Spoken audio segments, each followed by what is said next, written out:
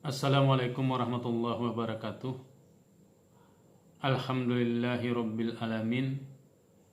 Wabihi nasta'in ala umurid dunya waddin.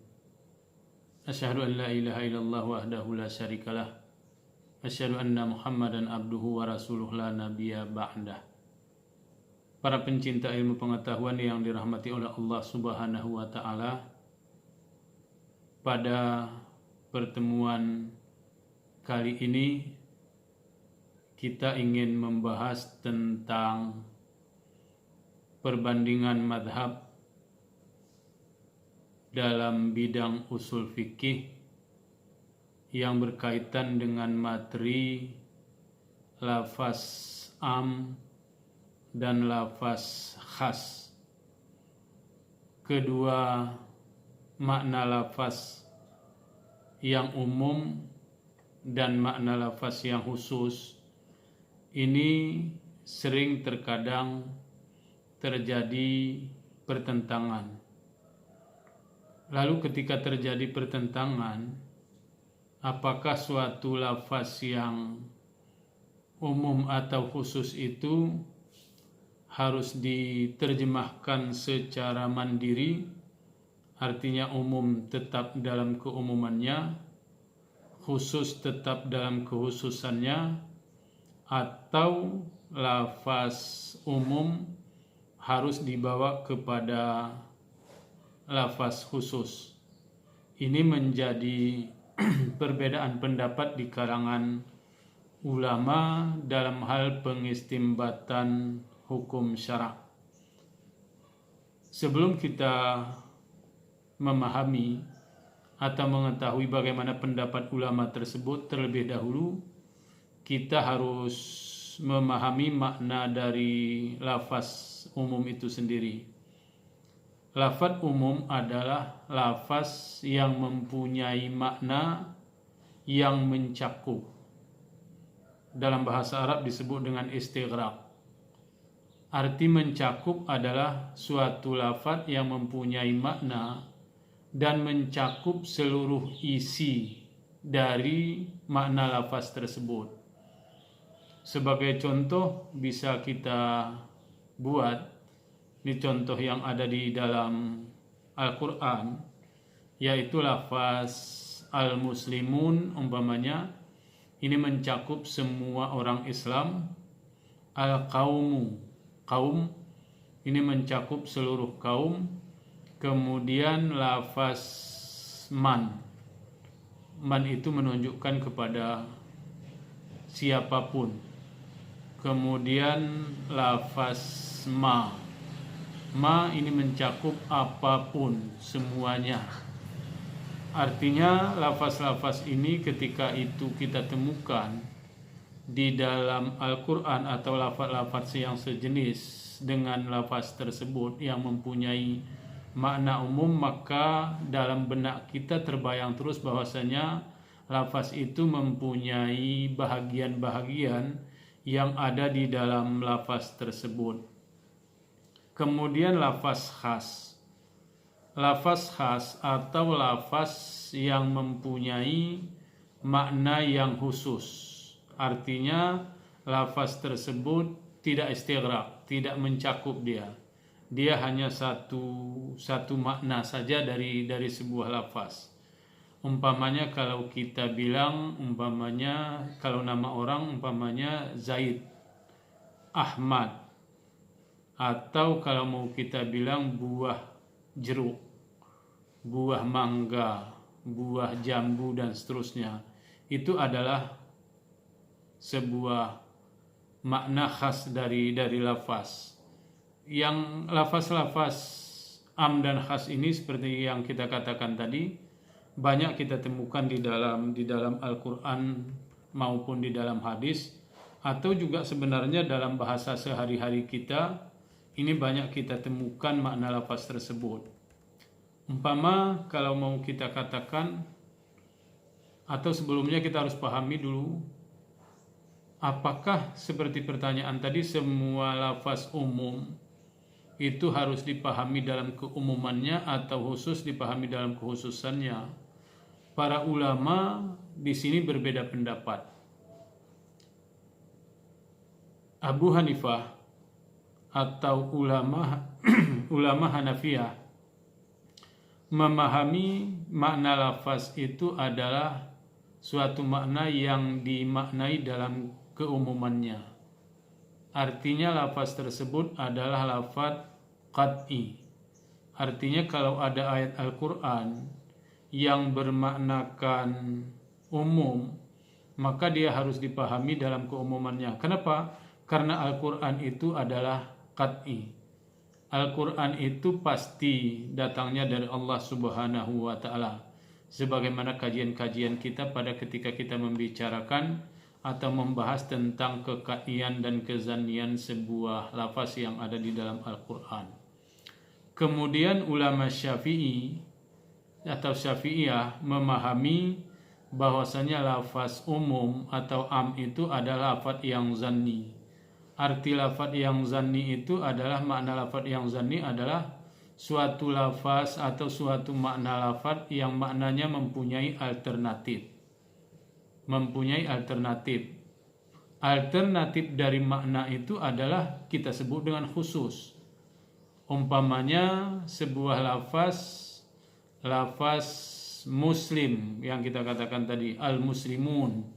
Lalu kita batasi dengan seorang muslim. Kalau al-muslimun tadi adalah seluruhnya orang muslim, kemudian kita batasi dengan seorang muslim. Ini adalah lafaz yang khusus. Dari sini kalau kita buat contoh secara umum dalam bahasa kita sehari-hari, apakah suatu lafaz itu harus dipahami dalam keumumannya atau kekhususannya? Sebagai contoh umpamanya bisa kita ambil kata-kata sayur, umpamanya itu yang sering dan mudah mungkin kita pahami. Umpamanya seorang ibu yang menyuruh anaknya untuk membeli sayur. Umpamanya, tolong beli sayur, kata ibu kepada anaknya.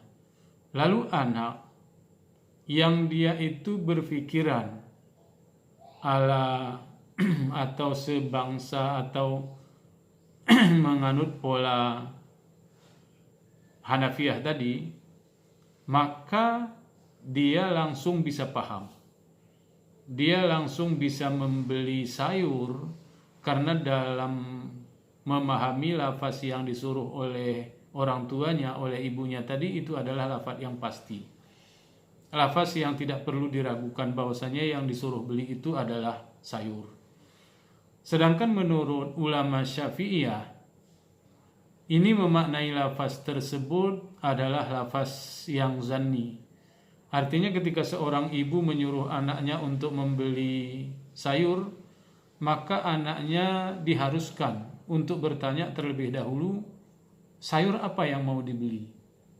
Apakah sayur kangkung, sayur labu jipang, sayur kentang, sayur pakis, atau sayur apa? Jadi dua pola ini, yang pertama tadi ada pola Hanafi yang mengatakan bahwasanya lafaz yang umum itu pasti bisa dikerjakan terus.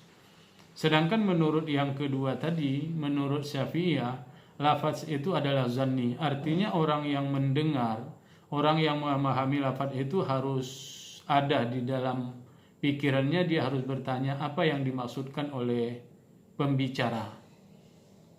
Kalaupun umpamanya seorang anak tidak menanyakan kepada ibunya sayur apa yang harus diberi, tetapi dalam pemaknaan makna zanni, seorang anak itu di benaknya sendiri sudah ada taksisnya, sudah ada lafaz khusus yang ada di dalam pikirannya. Boleh jadi dia berpikir bahwasanya mama saya atau ibu saya menyuruh saya membeli sayur. Tetapi kalau sayur kangkung saya beli kemarin juga sayur kangkung, berarti bukan itu yang disuruh oleh mama, mungkin sayur yang lain. Lalu dia beli sayur yang lain. Itu taksisnya ada di dalam benak si anak terhadap apa yang diucapkan oleh orang tuanya.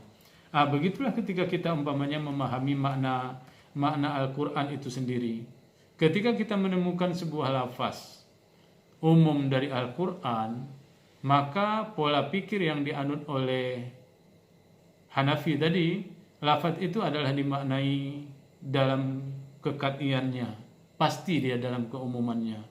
Sedangkan menurut Syafi'i, kita tidak bisa langsung mengamalkan lafaz tersebut, karena kalau kita amalkan lafaz tersebut, mungkin yang dihendaki oleh pengguna lafaz itu sendiri adalah lain. Karena itu kita harus mencari makna-makna lafaz yang umum itu supaya kita bisa mengartikannya secara tepat sesuai dengan yang dihendaki oleh pengguna lafaz. Lalu apakah di dalam mazhab Hanafi itu berarti tidak ada taksis? Ya, jawabannya ada. Di dalam mazhab Hanafi juga, di dalam mazhab lain juga ada taksis lafaz dari lafaz am, tapi punya syarat. Syarat daripada lafaz itu bisa ditaksis, kalau Al-Quran tadi kita pahami dia adalah sebagai lafaz yang qat'i, betul-betul datangnya dari Allah Subhanahu wa Ta'ala, maka yang mentaksis juga harus dalil atau nas yang dia itu qat'i. Di sini dirumuskan oleh ulama yang boleh mentaksis Al-Quran adalah Al-Quran itu sendiri, karena sama-sama lafaz itu adalah lafaz yang qat'i.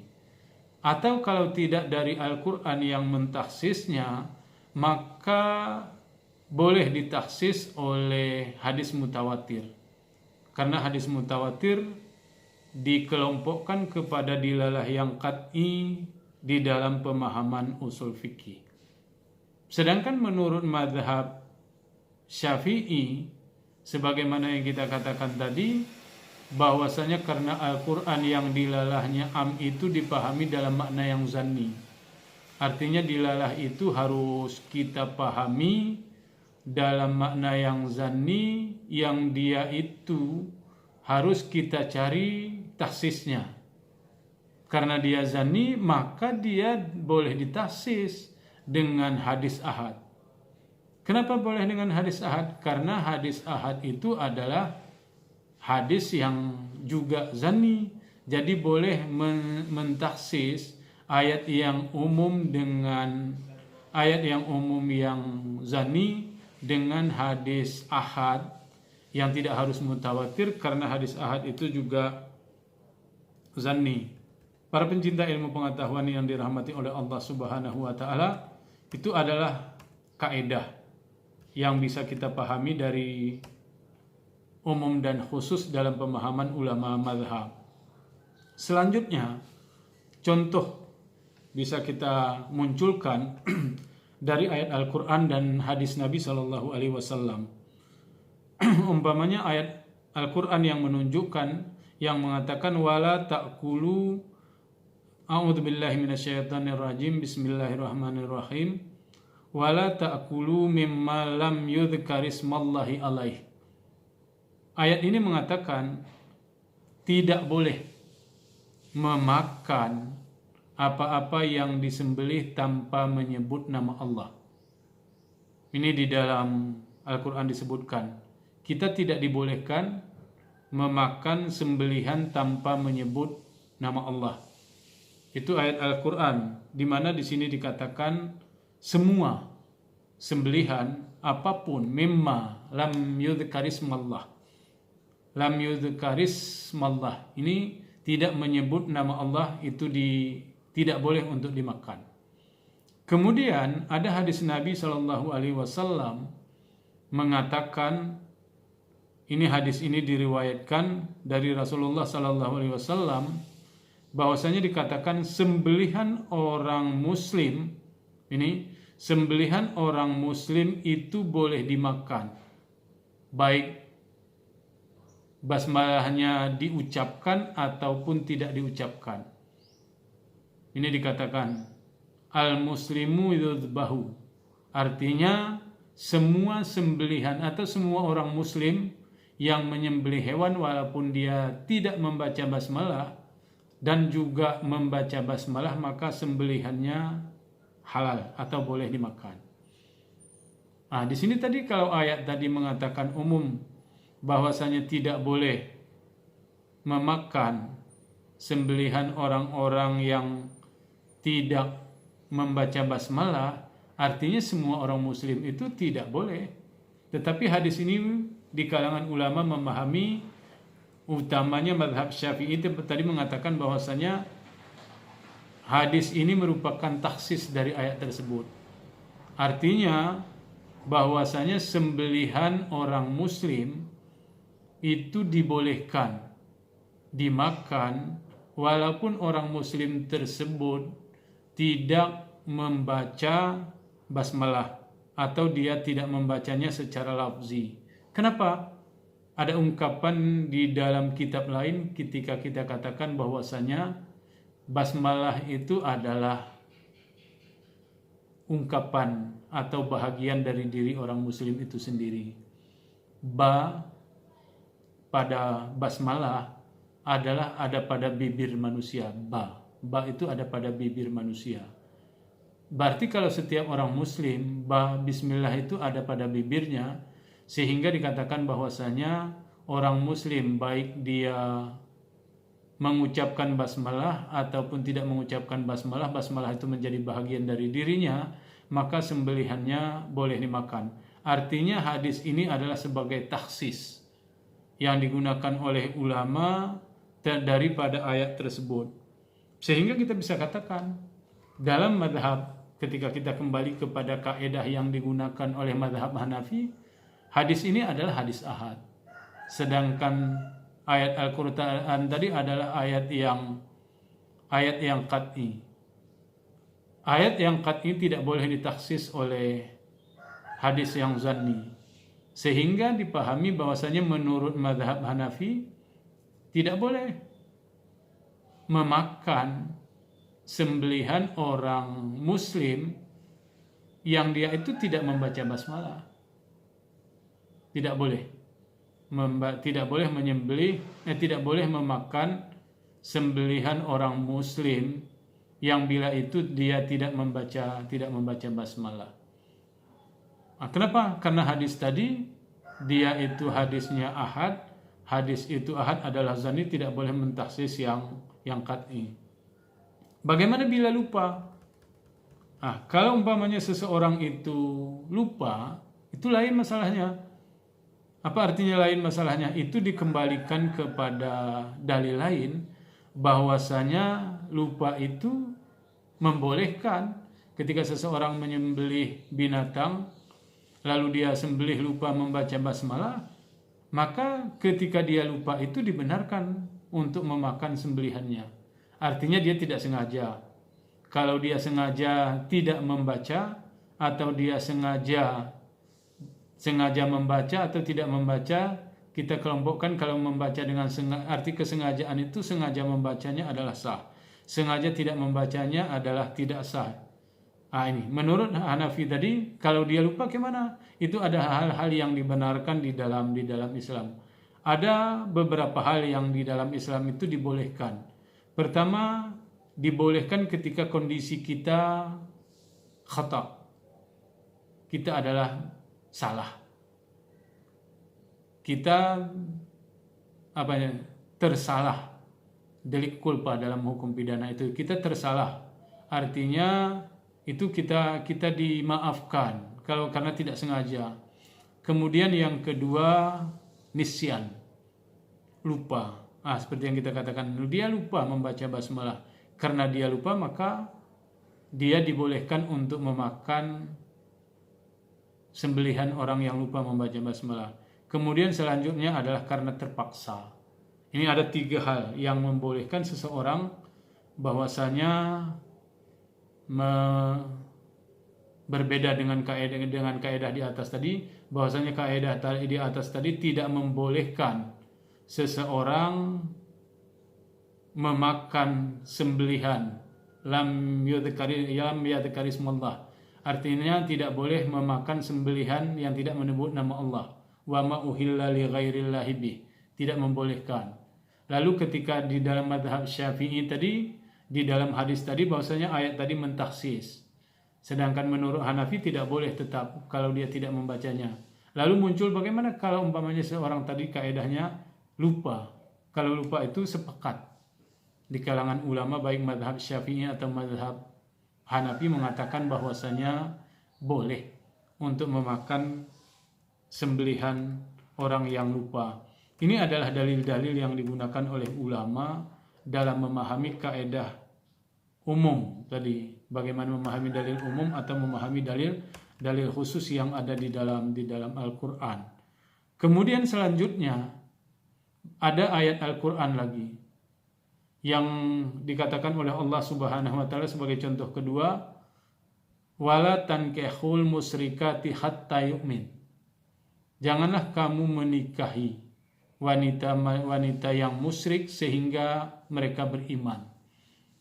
Nah, ini adalah sebuah dalil yang dianggap atau dipahami secara umum. Artinya tidak boleh menikahi semua orang musyrik. Nah, sebelum dia beriman. Ini adalah dalil umum. Kemudian ini disebabkan karena ada dalil-dalil yang lain yang sama dengan dalil yang kita pahami. Umpamanya ada ayat Al-Qur'an yang mengatakan Bismillahirrahmanirrahim, fankihu ma taubalakum minan nisa mathna wa sulasa wa ruba. Ini artinya 2, 3, 4 itu adalah halal, boleh dinikahi. Tetapi yang kelimanya haram. Jadi menikahi mereka yang musyrik sama hukumnya dengan menikahi perempuan yang kelima. Karena cuma boleh dikatakan di dalam ayat itu adalah 4. Ini kaidah-kaidah yang dilarang. Kemudian sama juga dengan menikahi wanita-wanita yang ketika dia dalam masa iddah. Al-mutallaqatu yatarabbasna bi anfusihinna thalathata quru. Artinya dalam masa iddah itu haram menikahi wanita tersebut. Dan banyak lagi ada dalil-dalil yang mengatakan keharaman untuk menikahi. Itu adalah sebuah pernyataan yang umum di dalam Al-Qur'an.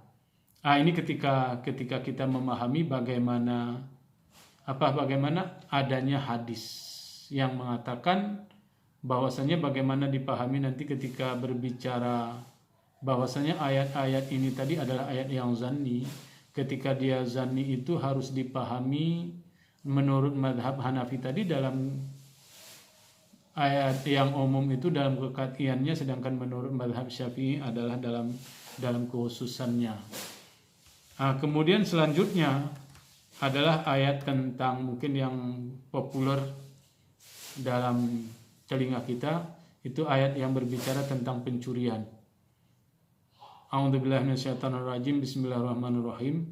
As-sariqu was-sariqatu faqta'u aydiyahuma jazaa'an bima kasaba nakalam minallah.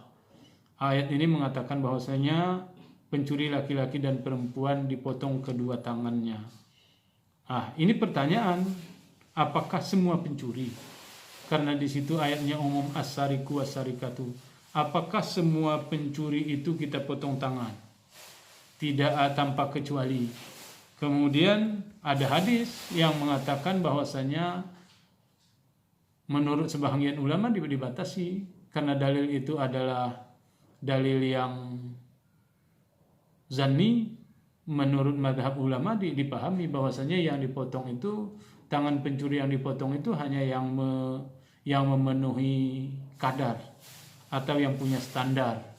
Apakah dia mencuri umpamanya dengan beberapa dirham, ini umpamanya dia mencuri dengan adanya beberapa umpamanya 1/4 dinar, itu dipahami oleh ulama seperti itu.